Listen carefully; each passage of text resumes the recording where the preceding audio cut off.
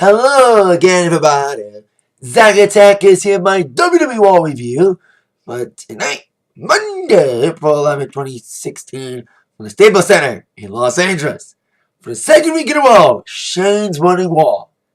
Yeah, question the logic all you want about Shane winning Raw these last 2 weeks. Even though he lost the Hell in a Cell match, he still won anyway. Question that logic. You cannot deny we've had good Raws the last 2 weeks. I kind of question the fact that it didn't feel like a Raw after Mania until the last hour, but it was still a decent Raw. And tonight's Raw was also great. Great Raw. Main event, well, didn't really spoil anything of Raw. Weird main event to end with, but I like the ending of the main event, setting up a possible scenario. Plus, we have a tournament starting to crown new tag team #1 contenders. And we also had a tag team we thought was going to debut last week. They did debut tonight, as you see from a subtitle. One member was missing, but 2 out of 3 ain't bad. Say that much. Let's kick off with Shane coming out to open up Raw. Like I said, even though he lost Hell in a Cell, he still got the one Raw these last 2 weeks. But guess what? Even though he lost, I still would like it to be a permanent thing. Question logic or not. Logic or not, with, no proper reasoning that say, oh, why Shane got control even though he lost. I still like him winning it. Because it pushes new guys and gets some good action. We've had probably 3 good matches tonight on Raw. Usually you can get only 1 good match on Raw. There was 3 really good ones tonight. Including the match that opened up Raw after Shane talked about some things he would make, including announcing that tag team tournament to crown a new #1 contender for New Day. Because I was like to myself, that was my headphones. I was like, who's New Day going to face now that League of Nations feud's done? Well, they start the tournament tonight to crown that #1 contender. We also would have AJ Styles taking on Sami Zayn tonight, since Sami Zayn got screwed out of his chance at the #1 contendership since Owens took him out. Zayn would take on AJ tonight, and if Zayn would win, the match between AJ and Roman that is set for Payback would now be a triple threat. But Kevin Owens was not too happy by Shane rewarding Sami Zayn for being left out of his Fatal 4-Way match when Owens took him out, and Owens not getting a proper rematch for the IC Championship yet that he lost at WrestleMania without being involved in the decision because Zack Ryder grabbed the belt, then losing it to The Miz. And Owens wants an automatic rematch. And Shane's like, well, Owens, you do deserve a rematch, but guess what? You gotta earn that rematch shot. So that you'll go head to head against, I thought it'd be Zack Ryder, but we got something better. Sizzle, the returning Sizzle. He returned last week, replacing Sami Zayn in that Fatal 4-Way. They call the Swiss Superman, but he's acting like James Bond with the suit, with the pull-off suit he had last week. But the screen had a little James Bond thing with the little spotlight.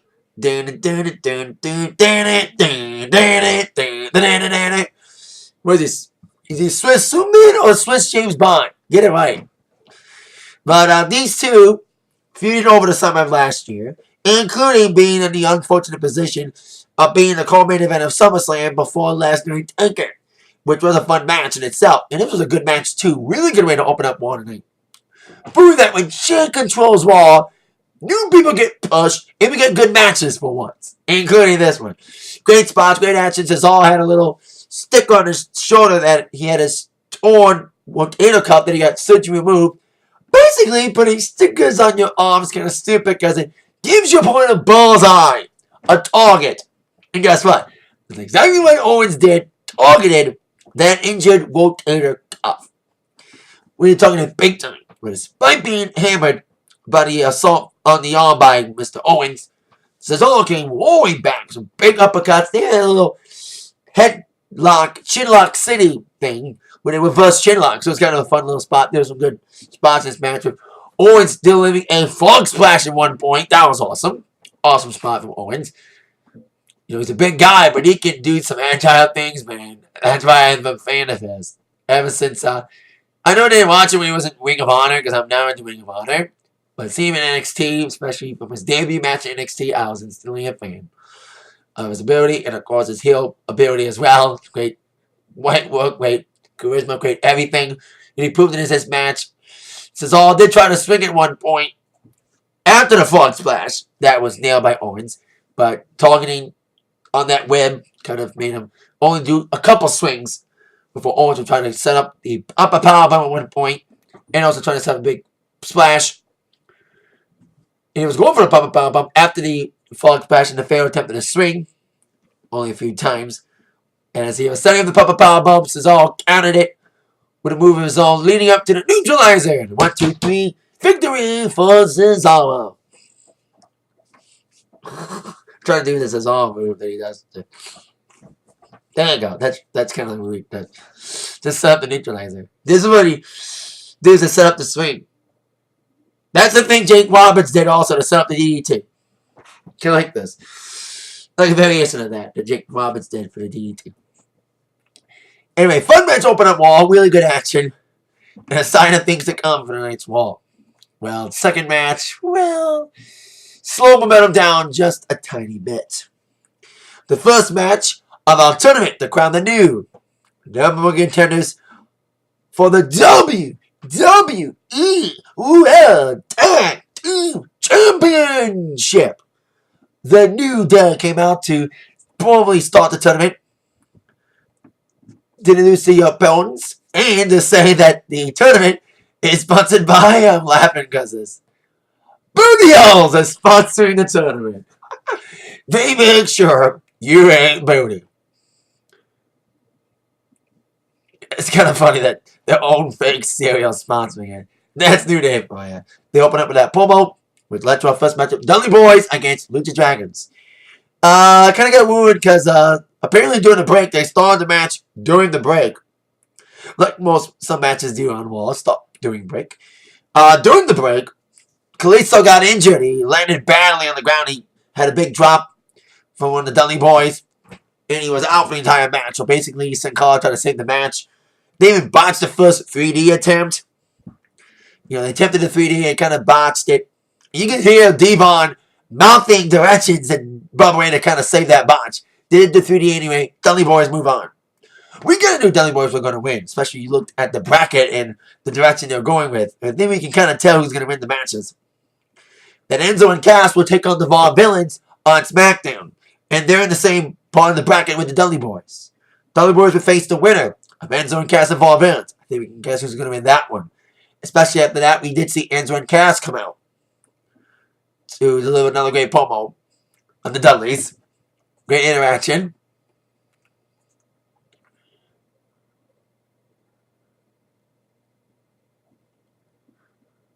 And I love that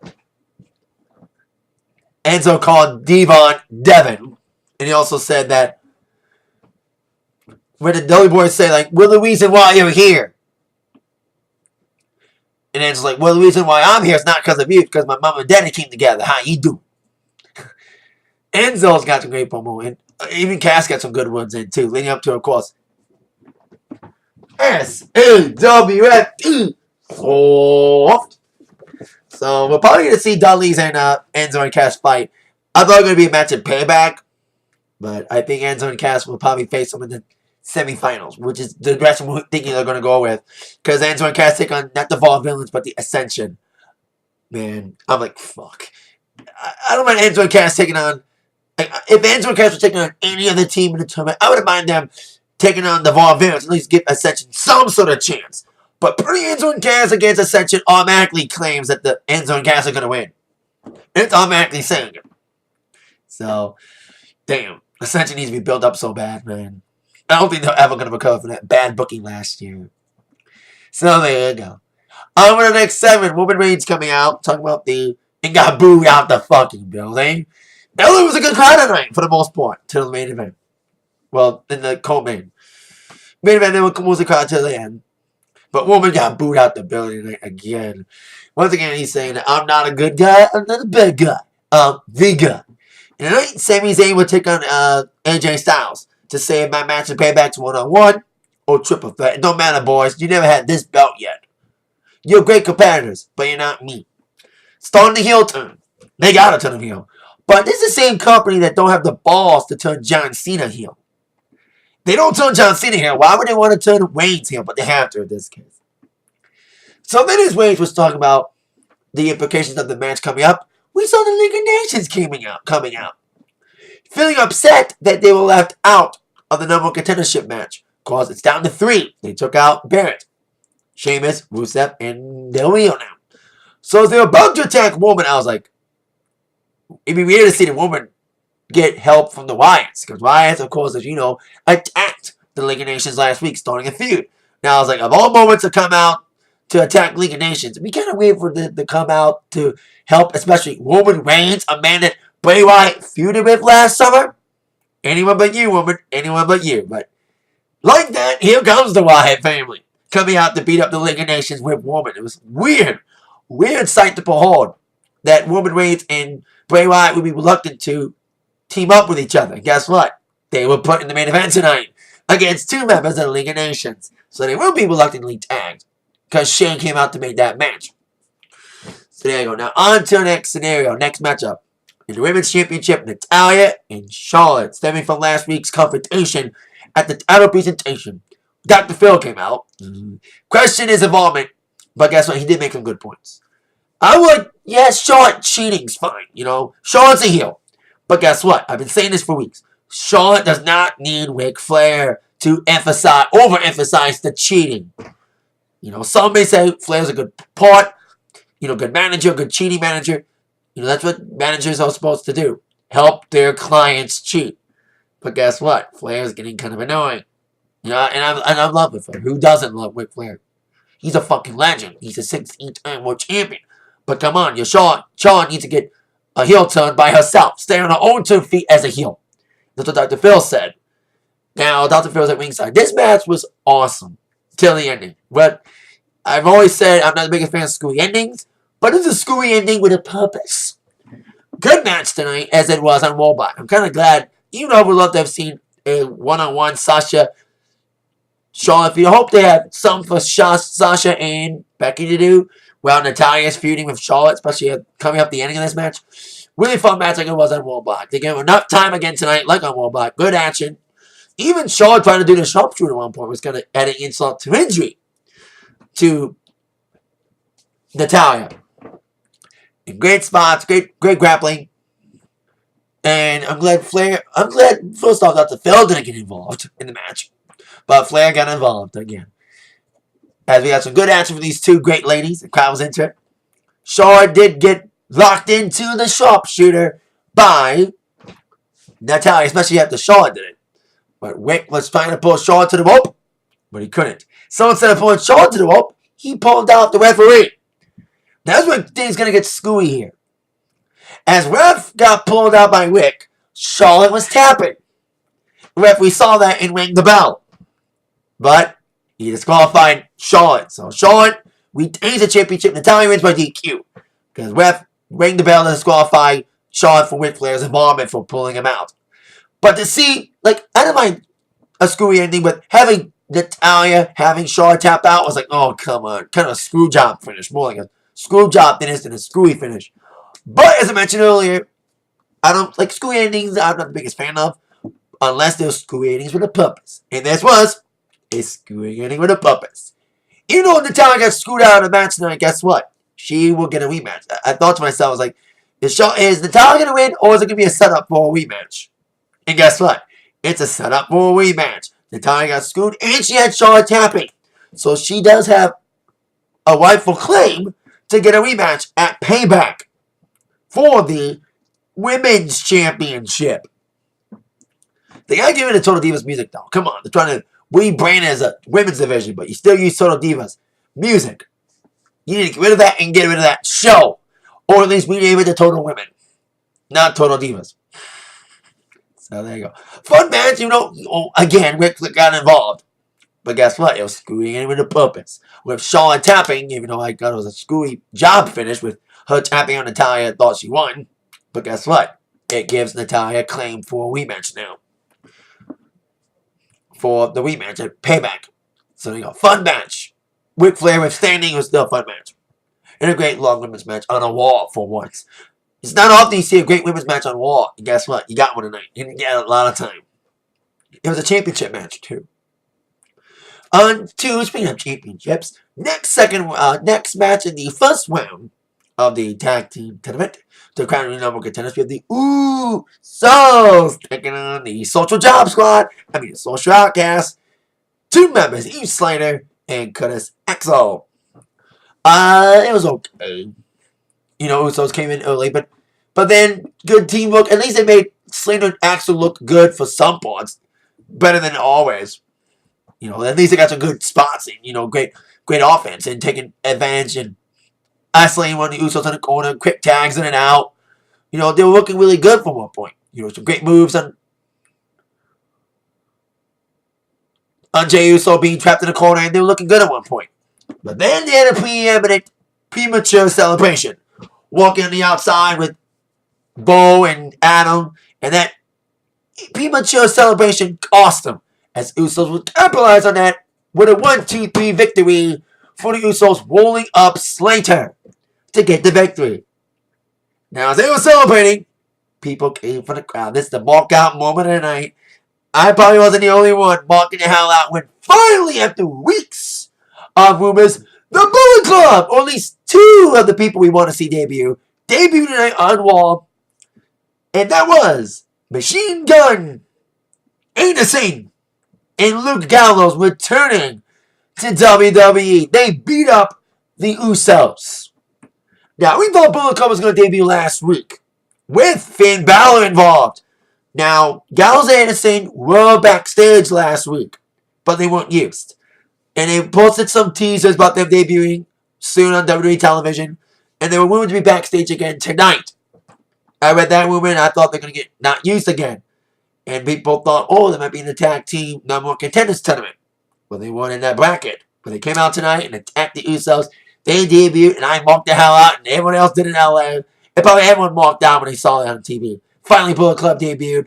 Bullet Club chants galore tonight for Anderson and Gallows, an awesome tag team. Because I've seen about New Japan. I'm really into New Japan. That's why I knew Shinsuke Nakamura before he debuted. Because I've been watching him for years. Same with Bullet Club. Anderson and Gallows, huge wake-up call to the roster. Some would question whether or not they should have debuted on NXT first before going to main roster. I think it's a good decision to make them make the immediate jump to main roster. Yeah, some say Shinsuke should have just gone straight to main roster too. But if AJ went straight to main roster without going to NXT, his Bullet Club buddies should get the same kind of treatment. Being Anderson and Gallows debuting straight to main roster, and I think they're going to be a great addition. Maybe if they take out the Usos, maybe Usos can be eliminated, and Machine Gun Anderson and Gallows can take their place. Because they took them out, even though they won.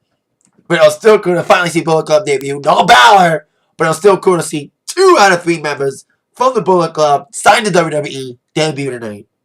Anderson and Gallows was awesome. Signed that when Shane controls, new people come up, and boom. We got another big debut. The one we were going to get last week, but we got it tonight. And a good LA crowd at that. It would been awesome to see him debut, especially last week with a good international crowd. But it was still fun to see him debut. Now we had a little backstage segment involving Matt East, who's back, with Miz having a little tantrum about blue M&Ms and not international water. Cesaro came in, talking about he's the number 1 contender now, and he's ready to take on Miz. He had a good little promo there. Matt East, she's okay. Promo girl. She's okay. She's kind of whiny. She belongs on Total Divas if they continue to run that on the air. Anyway, because she was part of that Divas Revolution of the past. Now we got the Women's Revolution, baby. Women's wrestling, not Divas wrestling.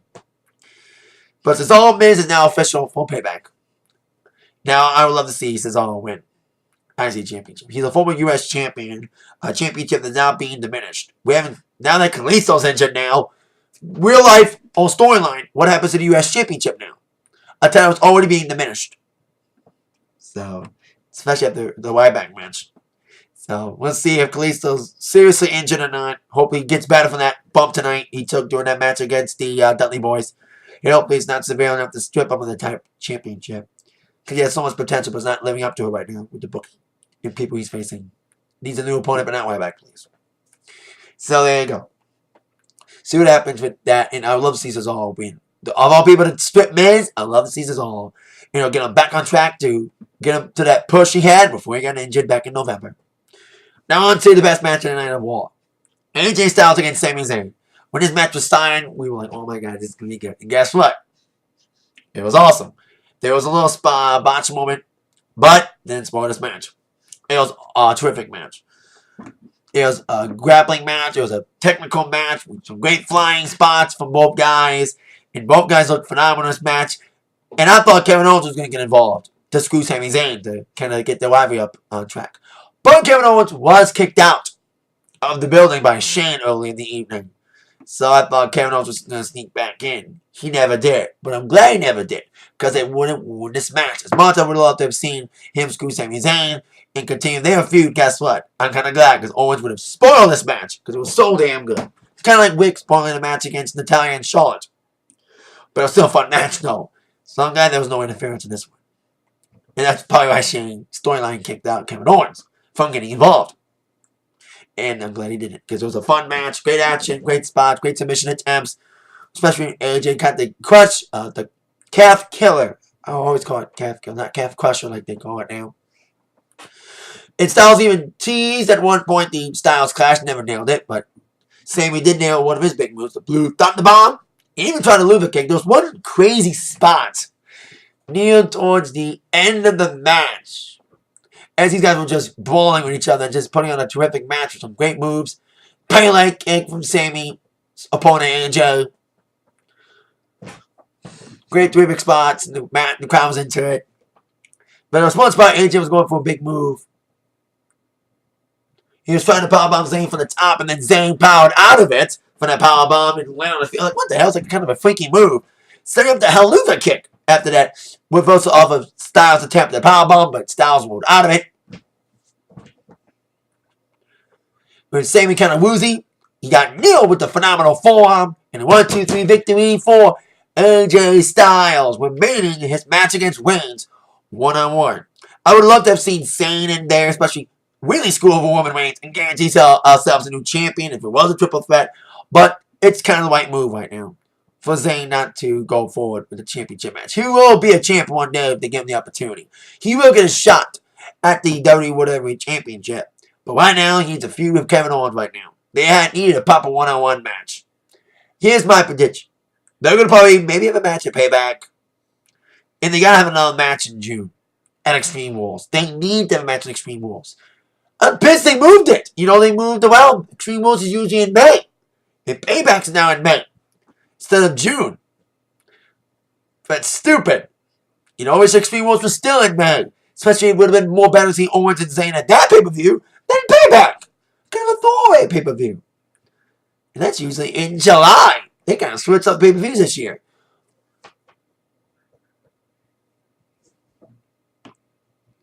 You know? Extreme Rules is still happening, but when's Money in the Bank?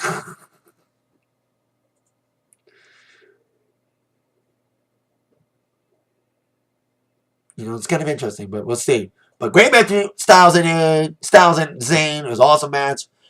Great action for these two guys. And I love these two. You know, two of my favorites. And I'm glad that at least AJ still gets his number one spot. So now Zayn will have a feud with Owens, probably a match at Payback, and hopefully another match in Extreme Rules. So I don't mind these two having a good feud.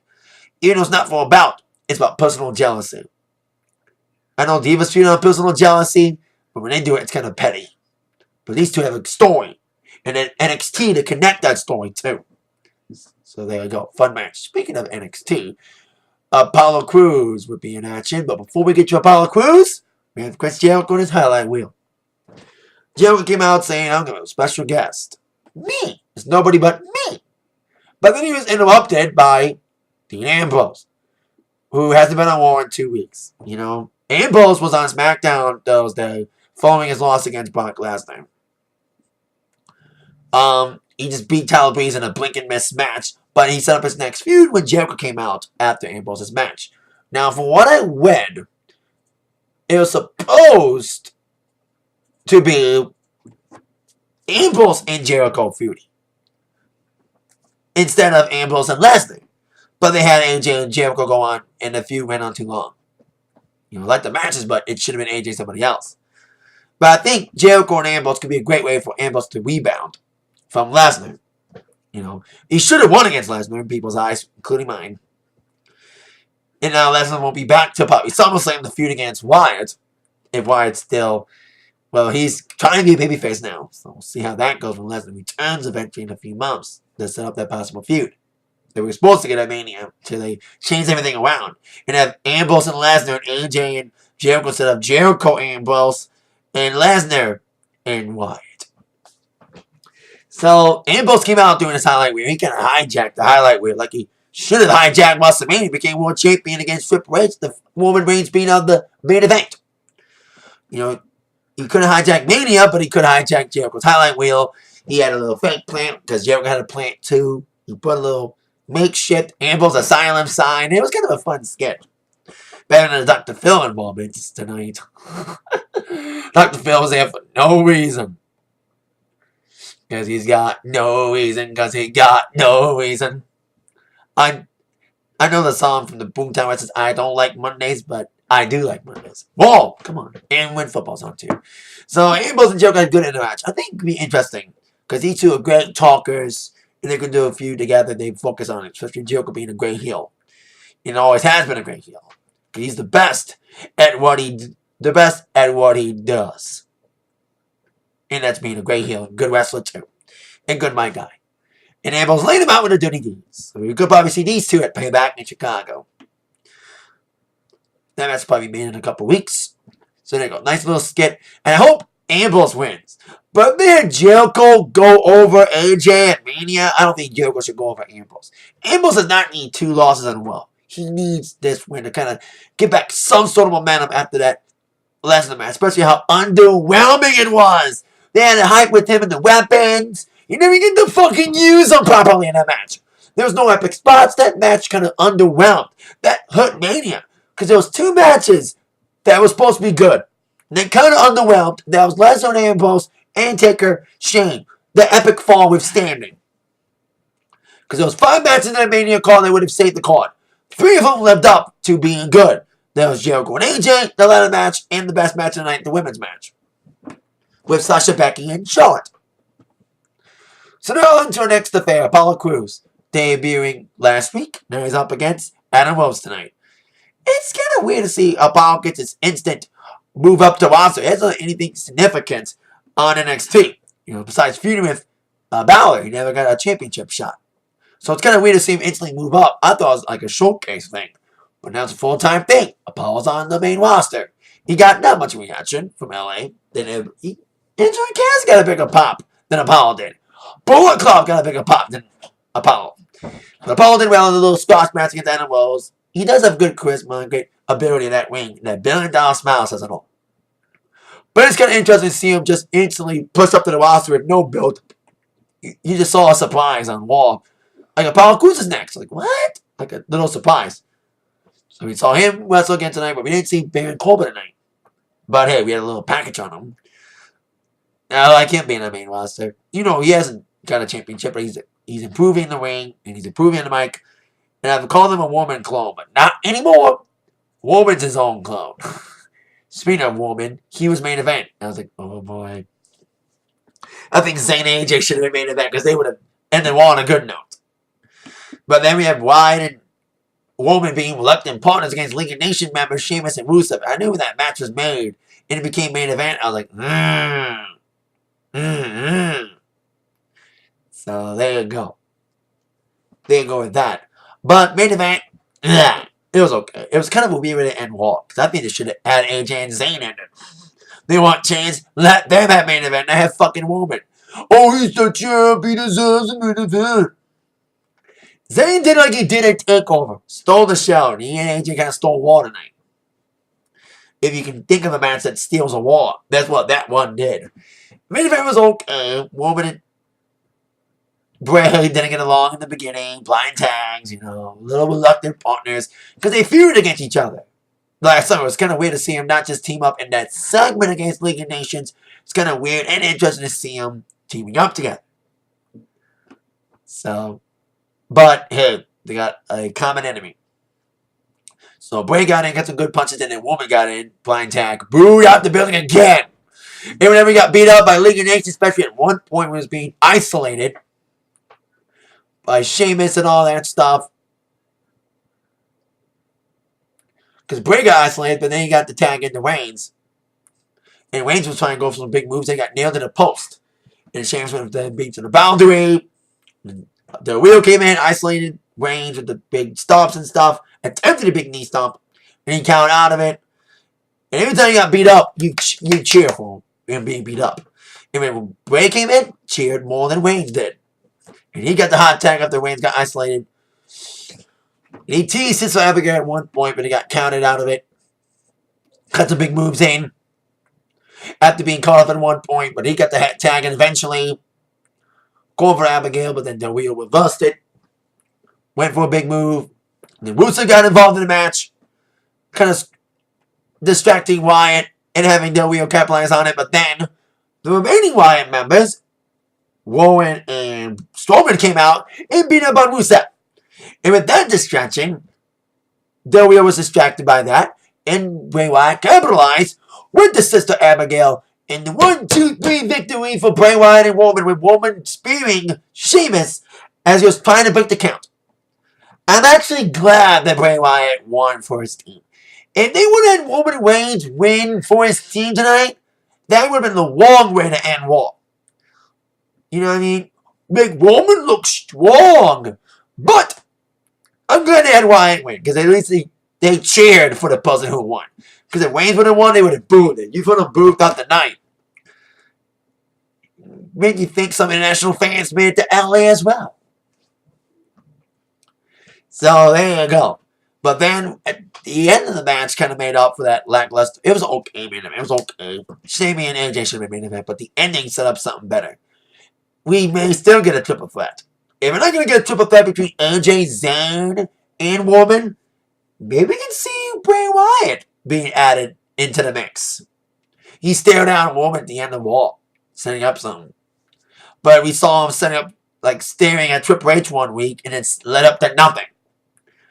There's maybe another false trick. Maybe they're setting up something. Maybe they just let Bray and Roman stay there for no reason, leading to nothing. But I think it should lead to something. Wyatt's been booked like bad. He made in an interview recently that WWE has no idea to book the Wyatts. He's right. So maybe now he's a babyface attempt, and Roman's going to turn heel. Maybe it could happen. Add Wyatt to the mix in a triple threat. But whether or not triple threat or not, at Payback, I hope AJ wins. Or if Bray gets involved, he could win, but we'll see how they go. So there you go. WWE's in Europe all next week. So soon we're going to get Raw in England. I don't know if it's next week or it's the week after next. We got to see.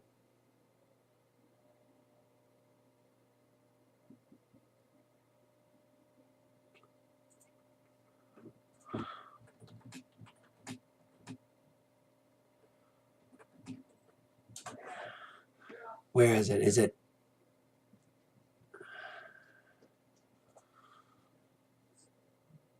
Yep, it is in London next week. So we have London next week for Raw. And we're probably going to have the semifinals matches for the tag team tournament. The two remaining first rounders on Thursday. We have Enzo and Cass against Ascension. And also the Vaughn Villains against Golden Truth. The reluctant tag team, they're finally teaming up together. But I think Vaughn Villains will win. They take on the Usos, if Usos can make it after being attacked by Bullet Club tonight. And then Enzo and Cass will probably win and beat up the Ascension and burying them again. Continue their decline of not being a dominant tag team that they should have been with the bad booking last year that they never recover from. And they'll probably take on Dudley's in the semis. So that's my predictions for the semis. Vaughn Villains and Usos, and Enzo and Cass against the Dudleys. And I predict Enzo and Cass and Vaughn Villains will win, and they'll be in the final. Because they put on some good matches together in the past in NXT. Seen them twice wrestle live, and they're great. So I'd love to see that in the finals. Two new teams, and Enzo and Cass should win the whole damn thing. I've said it last week. The feud that should happen is New Day and Enzo and Cass. It should happen. And hopefully it'll happen if they win this tournament.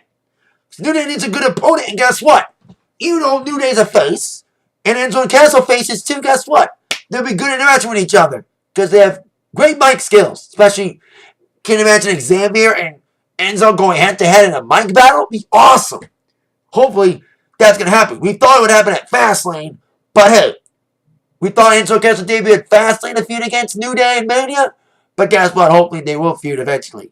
And we're maybe closer to that with this tournament happening, and Enzo and Cass is a front runner. We'll see him on SmackDown and see if they win and go forward. And with that in mind, you've been attacked by the review thumbs up. Thank you so much for watching. See you later, yeah.